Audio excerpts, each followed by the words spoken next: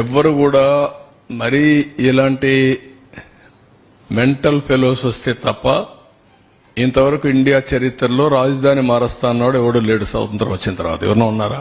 నాకు తెలియదు, మీరు చెప్పాలి. నేను కూడా 45 ఏళ్ళు రాజకీయాల్లో ఉన్నా, at the helm of affairs లో ఉన్నా. నేను ఎవరిని చూడలా. First time I'm seeing a different politician. మీరందరూ అర్థం చేసుకోవాలి, ఎవడు రాలా.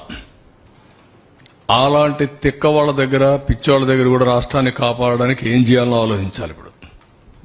Not only for Andhra Pradesh, it is a case study for the country. దేశానికి కూడా ఒక కేస్ స్టడీ ఇది ఇప్పుడు.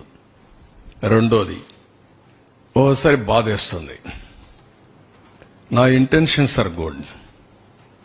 ఓసారి నా ఇంటెన్షన్స్ ప్రజలు అర్థం చేసుకునేట్టుగా నేను చెప్పలేకపోవడం కూడా నా తప్పు కావచ్చు. లేకపోతే వాళ్ళు కూడా ఓసారి ఎమోషనల్ గా డిస్టర్బ్ కావచ్చు. అల్టిమేట్ గా రిజల్ట్ ఇస్ సేమ్. నేను సఫర్ అయ్యా, రాష్ట్రం సఫర్ అయింది, అందరం సఫర్ అయ్యాం. హైదరాబాద్ కూడా మీరు ఒకసారి చూస్తే. ఈ వీడియో కానీ మీకు నచ్చినట్లయితే లైక్, కామెంట్, షేర్ చేయండి. మరిన్ని అప్డేట్స్ కోసం సబ్స్క్రైబ్ చేయండి.